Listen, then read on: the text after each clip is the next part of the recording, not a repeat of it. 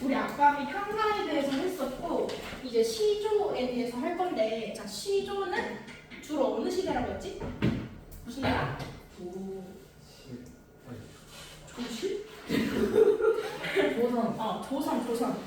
자 다시 삼국시대는 향가랑 한시, 그 다음에 고려는 고려가요. 그 다음에 조선시대는 시조랑 가사까지.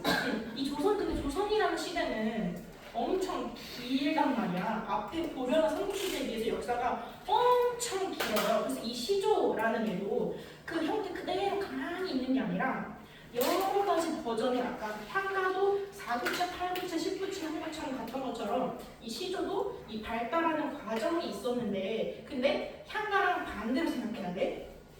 향가는 4구체에서 10구체로 갈수록 가장 형식적 특징이 잘 지켰죠. 문학성도 뛰어났고. 근데 시조는 반대예요. 가장 초기 단계의 시조. 가장 초기 단계의 시조 혹시 뭔지 아는 사람? 가장 조선 초기 단계 이 시조의 초기 단계.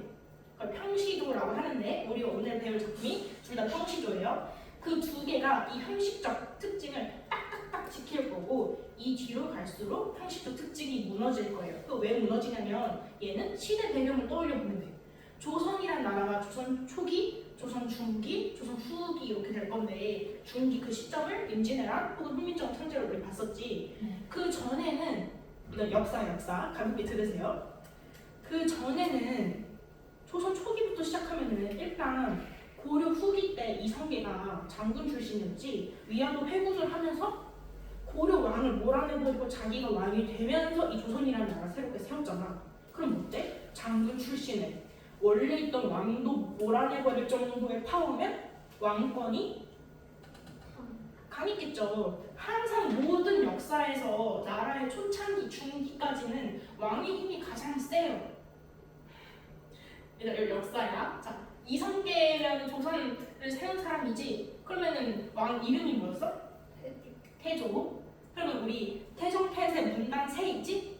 거기까지는 왕권이 강했다고요. 조선 중기까지. 근데 어때? 조선 후기로 가고 임진왜란이 일어나면서 그때부터 수없이 왜군들이 그냥 계속 쳐들어오고 뭐 신미양요 뭐 이런 뭐 양요들이 막 일어나면서 어떻게 돼? 그냥 막 온갖 나라에서 그냥 계속 쳐들어.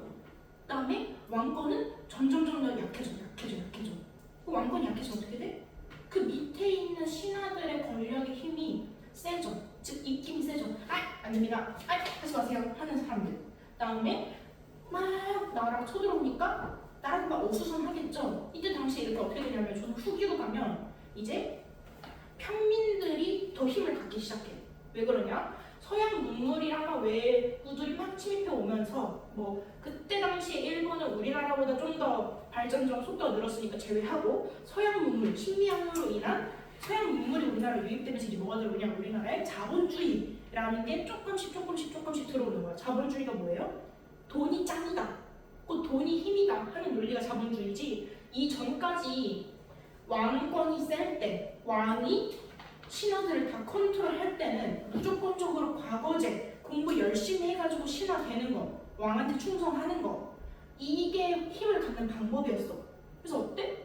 공부를 해서 돈을 버는 게, 그러니까 공부를 해서 과거를 공부를 해서 관리가 돼서 돈을 버는 것, 이것만이 올바른 돈 버는 방법이고 그 외의 거는 다 천한 것들이나 하는 거, 평민들이나 하는 거, 천민들이나 하는 거라고 다 무시했단 말이야. 즉 상인들, 그다음에 뭐 가축 잡는 거, 소나 돼지 잡아가지고 팔아서 돈 버는 거, 농사 짓는 거, 전부 다 천한 것들이나 하는 거라고 생각했거든. 왜? 그때 당시에는 공부해서 돈 버는 것만이 짱이었으니까.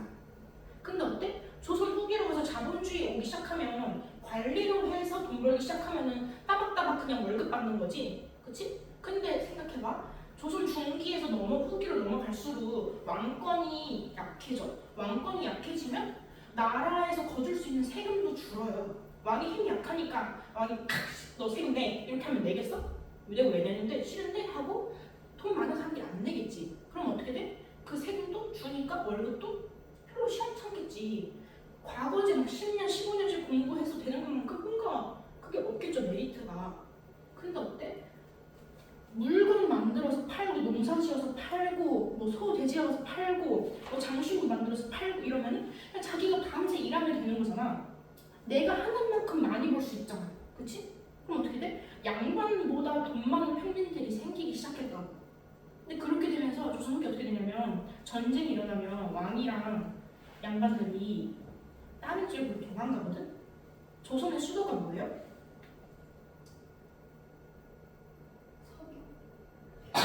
서경 고려고. 조선의 수도가 뭐야? 한양이지. 즉 지금 현재 서울. 한양을 지켜야 되는 게 아니라 한양을 지켜야 되는데 궁궐을 지켜야 되는데 여기를 버리고 저기 막 강화도로 도망가고 저기 막 양주로 도망가고 밑으로 도망간단 말이지. 그럼 어떻게 돼? 평민들이 이것들이 양반이라는 것들이 지들 똑똑하다고 잘난 척하더니 뭐 밥도 못 얻어먹고 돈도 없는 것들이 kak시 이렇게 하면서 슬슬 평민들이 양반을 무시하기 시작하고 더 나아가서 양반의 족보라고 하면 내 할아버지가 누구고 내 증조 할아버지가 누구고 우리 조상님은 언제부터 이 성취가 생겼고 하는 것들 그 족보를 사고 팔기 시작해. 즉 우리나라에 지금 현재 김씨, 이씨, 박씨 엄청 많은 거 다 조선 후기 때 그다음에 일제 강점기 되면서 족보 그냥 막 사서 그래. 족보 위조하고 사서. 그래서 왜 김씨면은 뭐 김해김씨, 그다음에 뭐 전주 이씨. 사실 이건 양반 대대로 양반의 성씨란 거야. 근데 실제 양반이 막 10,000명씩 있었겠어? 양반이라는 거에 그 10,000명, 2만 명씩 있으면 그 양반이라는 거 메리트가 있었을까? 아니죠. 조선 후기로 가면서 이 돈 많은 평민들이 싹 다 이 족보를 사들여서 그럼 생각을 해봐. 조선 초기부터 중기까지는 양반들의 힘이 셌고 이 시조라고 하는 양반들만의 전유물이었어. 양반들만 쓰는 거였어요. 그래서 이때 당시에 양반이라 하면 평민은 쉽게 쓰지 못한 그리고 형식적인 거 거칠게 걸 엄청 중요하게 생각했으니까 조선 초기 형태의 시조는 가장 형식적 특징이 칼같이 지키고 비유법도 많고 대신 주제는 뻔해요. 근데 이제 시간이 흘러서 갈수록 조선 후기로 가면 평민들이 야 양반 니네만 문학 질투? 우리도 예술 할 수 있어 하면서 조선 후기 때는 평민들이 향유하게 되는 문학이 늘어나. 그래서 이때 당시에 조선 후기로 가면은 시조적인 측면에서는 사설 시조라는 게 등장할 거지만 이때 당시에 같이 유행하고 있는 장르가 뭐냐면 소설 중에서도 한글 소설, 그다음에 판소리, 탈춤 뭐 요런 게 등장할 거야. 우리 지난 중간고사 범위 때 판소리 대 소설 있었죠. 그거 하면서도 중간고사 특강 들었던 친구들은 설명했었어. 왜? 조선 후기 때 등장하고 있는 대부분의 문학, 조선 후기 때 유행했던 대부분 문학 작품들의 주 함유층은 평민들이고 내용은 대부분 양반들 비판하거나 비꼬는 내용이다. 왜냐면 조선 후기 때 이러한 신수 배경이 있었기 때문에 요 흐름을 익혀주세요. 왜 향가는 19지의 향가에서 가장 형식적 특징이 뛰어난데 시조는 향가를 계승했다고 하면서 오히려 시조는 가장 초기 형태가 형식적 특징을 잘 지키고 시간이 지날수록 이 형식적 특징이 무너지고 주제랑 내용도 달라지는지 지금 방금 내가 쭉 설명한 거야. 이런 시대적 흐름이 있었기 때문에 달라졌다. 선생님 물 좀 마시고 물 좀 마시고 죽으려고 하는데 빨리 네? 됐다. 이거를 기억해 주세요. 그래서 대부분 가면 평시조 다음에 이제 조선 초기, 조선 중기 때는 내용이 아까 향가랑 똑같아. 결국 귀족들이 썼고 혹은 이제 귀족 부인들, 여기서 양반이겠지? 양반 부인들 혹은 양반이랑 같이 어울려서 이런 즐기던 기녀들 이 시조를 썼고 내용은 당연히 왕님 사랑합니다. 충성합니다. 왜? 왕권 힘이 세니까. 아니면 자연 친화적 태도. 자연이 난지 내가 뭐 자연인지만 좋구만 좋다 하는 이런 내용들 막 놀러가서 쓰는 내용들 혹은 이제 유배에 가서 내가 무슨 잘못을 했냐고 나 다시 돌려보내달라고 나 지금 막 서글프다고 하는 내용들 이런 내용들이 줄을 이루다가 사설시조 가면 좀 웃긴 내용 좀 재밌는 거 혹은 양반들 비판하는 거 이런 내용이 많이 달라요. 주제가 좀 바뀔 거예요. 자 이제 진정됐어? 네. 죽어가는데? 자 그래서 여기는 내가 말로 쭉 설명했던 거는 다 필기 하지 말고요. 여기 똑같이 내가 밑줄 치는 것만 그 시조란에 비어둔 부분에다가 적으세요. 자 아까 내가 말했던 것처럼 이 시조라는 거는 고려 후기 때부터 시작되긴 했으나 사실상 가장 어느 시기에 가장 발달했는지 조선이라는 전기의 가장 시작이 왕성해졌고 조선 전반에 걸쳐서 내내 유행하는 정형시가 될 거예요. 정형시라는 거는 형식이 정해져 있다는 거야. 다시 그래서 이 시조라는 거는 조선 시대 내내 향유된 작품을 이 시조라고 한다.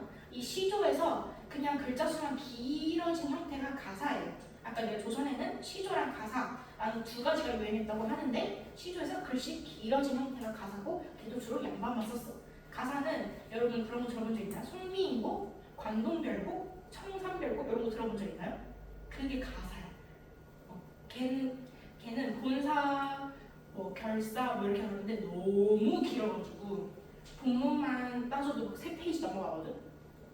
여러분 시험 범위에 수록되지 않기를 기도하세요.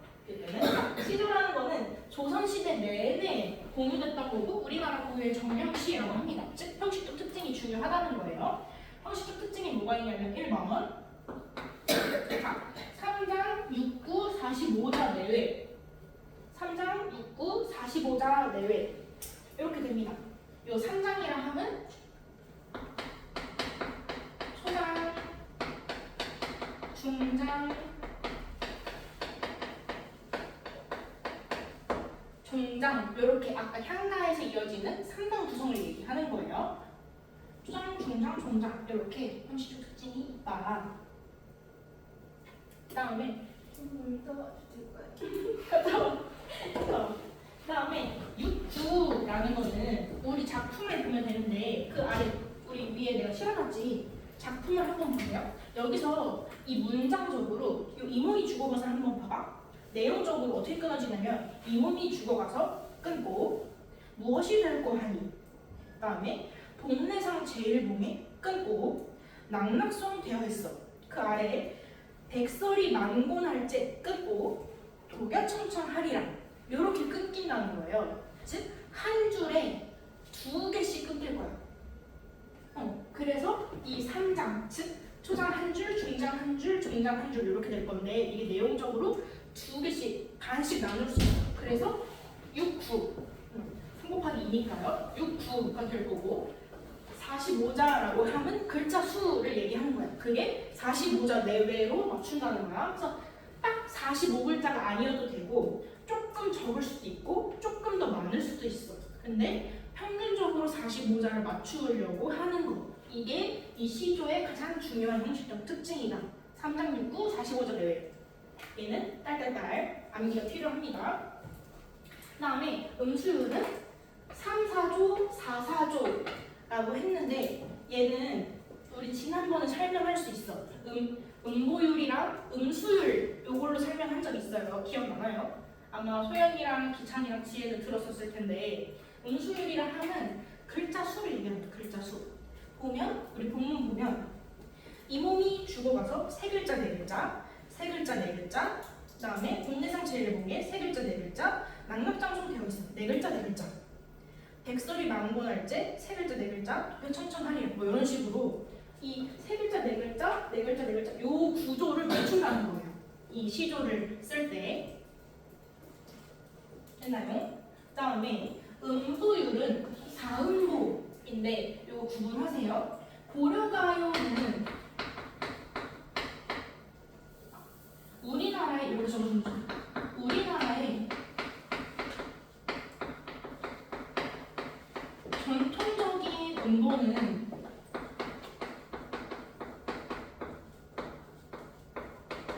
3음보거든? 근데 시조는 4음보예요. 그래서 이 우리나라의 기존의 문학들이랑 구분되는 특징이라서 얘는 기록해주세요.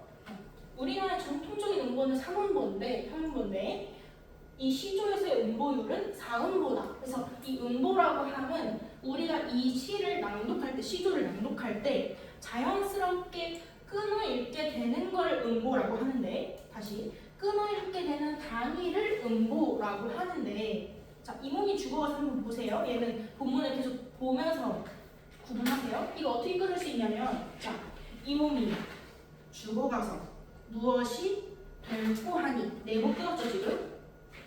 동네상 제일봉에 낙낙장송 되어 있어. 4번 끊었죠? 백설이 만곤할제 독야청청하리라고 여기는 세모 끊었네요. 이런 식으로 이 전반적인 네번 끊어 읽기를 그냥 맞춘다는 거. 이게 사음보예요.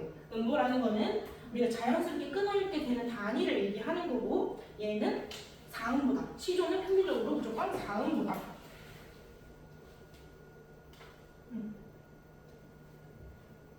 됐죠? 그래서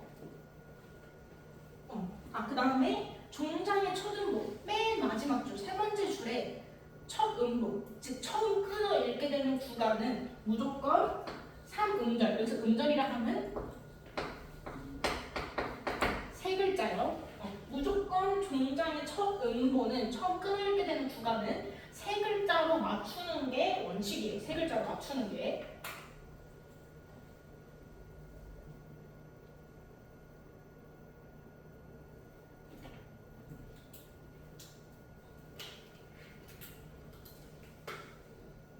됐나요? 이게 이 시조의 형식적인 특징이고 형시조는 이 형식적 특징을 전부 다 지킨 게 형시조예요. 이제 그 형시조 다음 연시조, 사설시조로 갈수록 이 형식적 특징이 차례차례 무너지기 시작합니다. 자, 그럼 이어서 한번 설명을 쫙 해줄게요. 흐름이 어떻게 되냐면 자, 이 형시조라는 게 조선 초기 때 가장 먼저 등장을 했고 여기는 더 틀리게 할 필요 없어요. 여기만 적어주세요. 등장을 했고 얘는 369, 요 43글자에서 46자 내외 글자 수 형식을 3단 구성을 다 지킨 게 이 평시조인데 이 평시조는 아까 말했다시피 양반이나 사대부 같은 귀족들이 계속 귀족들이 이 평시조를 주로 썼는데 이제 점점점 시간이 갈수록 이 시조가 세 줄 안에 할 말 다 하기에 너무 짧아. 그리고 규칙이 너무 빡빡해. 너무 힘들어. 이 세 줄 안에 다 적으려니까. 규칙도 너무 많고. 46글자가 너무 짧잖아요. 그래서 다음에 뭐가 등장해요? 연시조라는 게 등장을 합니다. 연시조라고 함은 평시조의 형식적 특징을 다 지키는데 이 평시조가 3장 구성이라고 해서 세 줄짜리라고 했죠. 한 줄 한 줄 한 줄을. 이 세 줄짜리를 여러 개 쓰는 거야.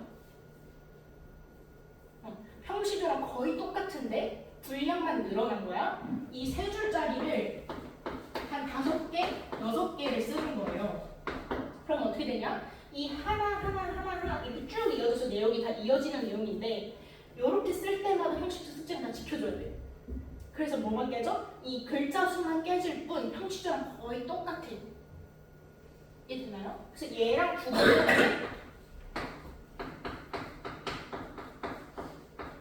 단시조라고 하는데 사실상 평시조랑 단시조는 그냥 똑같은 거예요. 연시조는 평시조가 여러 개 있는 형태를 연시조라고 하고 그와 반대 개념으로 평시조가 단독으로 있는 거를 그냥 단시조라고 해요. 시조가 하나 있는 거. 그래서 사실상 평시조 다른 말로 그냥 단시조라고 합니다. 이거 기억해 두시고 그다음에 평시조, 연시조까지 왔어? 근데 아직도 규칙이 있죠. 너무 빽빽해. 이 글자 수만 깨져도 3장육구 그다음에 종장에 초등부 3음절 이거 너무 지켜줘야 돼. 그러니까 이제 사람들이 이것도 힘들다 하기 시작한 거지. 조선 후기 때요. 근데 조선 후기 때는 누가 주로 향유한다고? 문학을? 평민들이 훨씬 더 자유로운 형태로 즐기기 시작하는 거 걔를 사설시조라고 하고 얘는 사실상 평시조의 틀에서 거의 벗어납니다.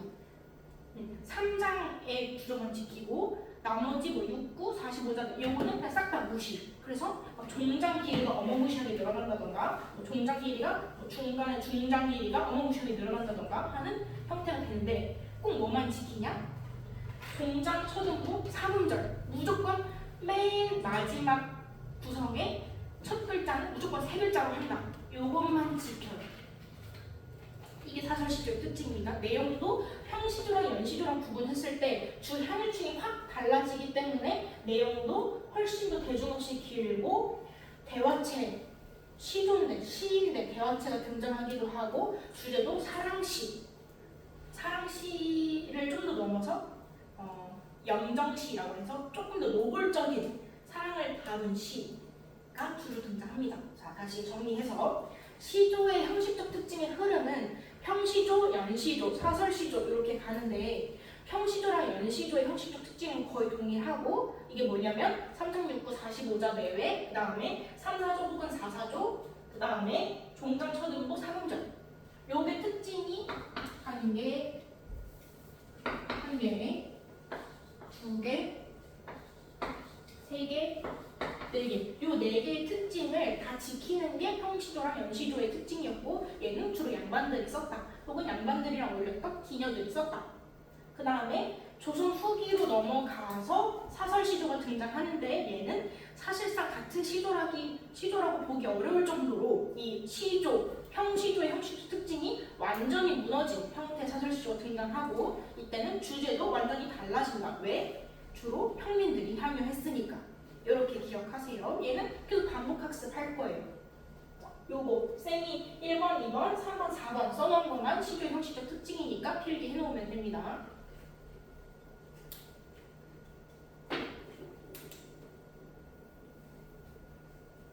그 다음에 다 필기한 사람은 쌤이 일부러 시조는 이문이 주어서는 현대풀이를 넣어놨고 동집다른 참고자료를 다른 참고자료들을 다 넣어놨거든? 요것도 꼬박꼬박 꼭 읽어보세요. 빠지지 말고 꼭 읽어보세요.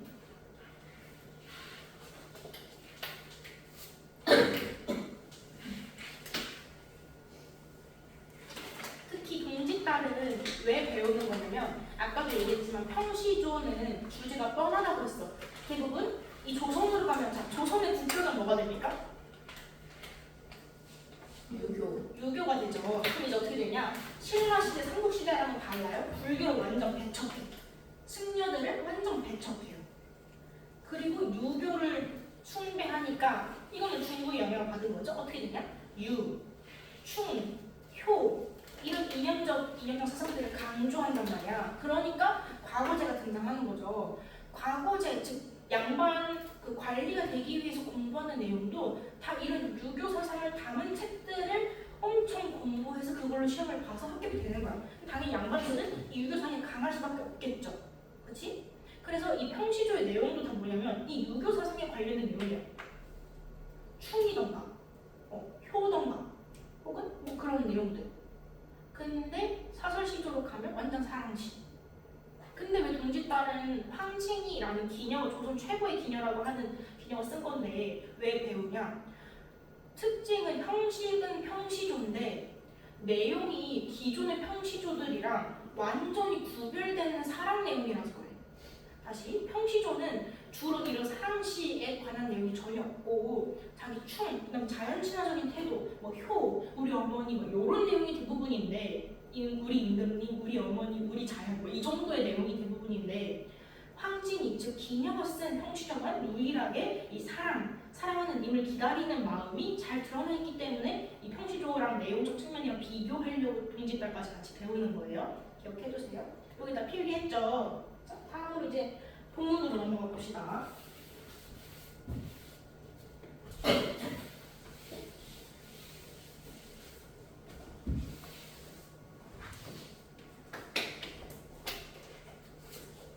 자, 이거 필기해주세요.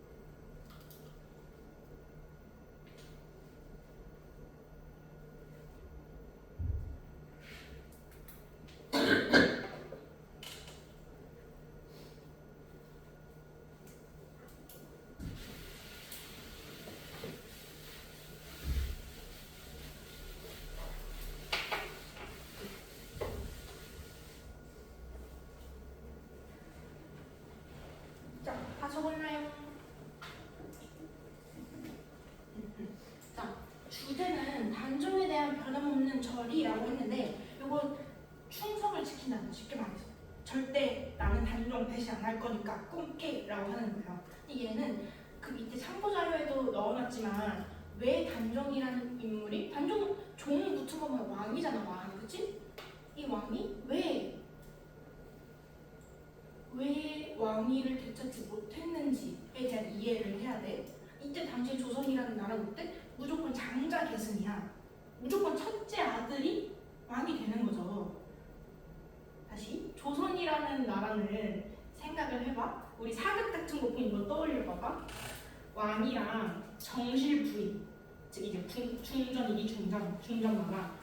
후궁들의 자식은 왕이 될 수 없어요. 황후 혹은 중전이랑 결혼해서 낳은 아들 중에서도 첫째 아들만이 왕이 되는 거야. 그래서 혹은 중전이 아들을 못 낳으면 후궁이 낳은 아들이라도 중전 자식처럼 그냥 키우던가 중전에 약간 꾸준히 입적을 해서 아니면 그 중전은 폐위시키고 아들 낳은 후궁을 중전을 시키던가 그렇게 해서라도 무조건 정실 부인과 사이에서 낳은 첫째 아들만이 왕위로 물려받는 게 그게 규칙이야.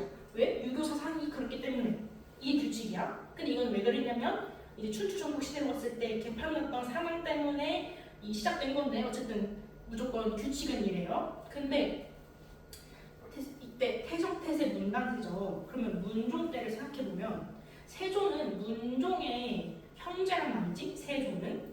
근데 문종이 너무 어린 나이에 이제 돌아가셔. 그래서 당연히 어때?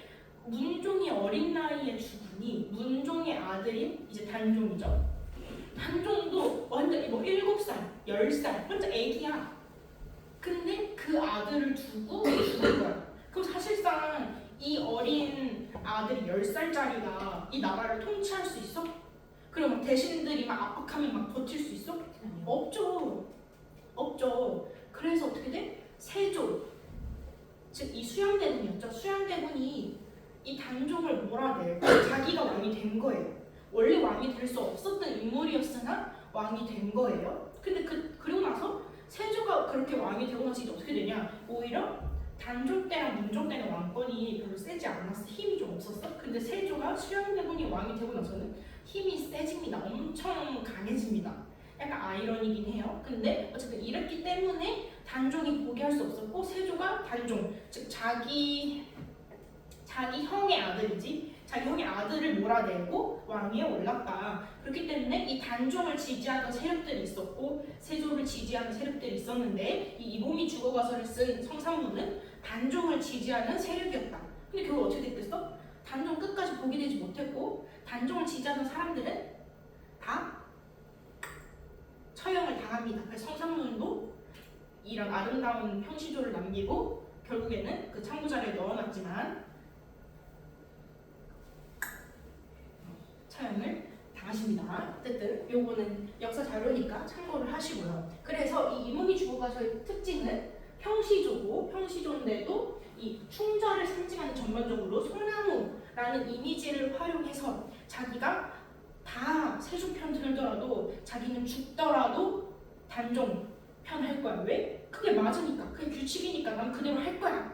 라는 이 마음을 담았고 그 다음에 두 번째는 비유와 상징을 통해 이 똑같은 얘기죠. 단종에 대한 변함없는 이 마음을 드러내기 위해서 비유랑 상징을 썼다. 그러면은 뭘로 자신을 비유했는지 뭘로 자신을 상징했는지 이제 본문 분석하면서 확인하면 되겠죠. 자, 작품으로 가볼게요.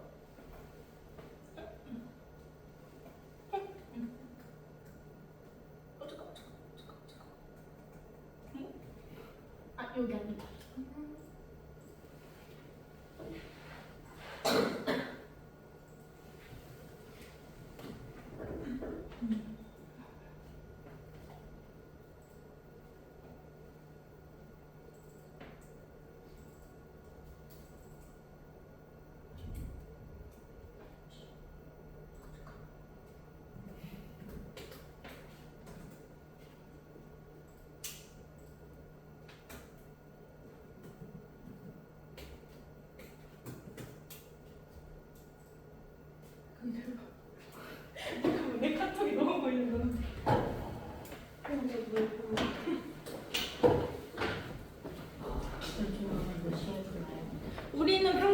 얘들아 대답해줘. 우리 몇 시에 끝나지? 열-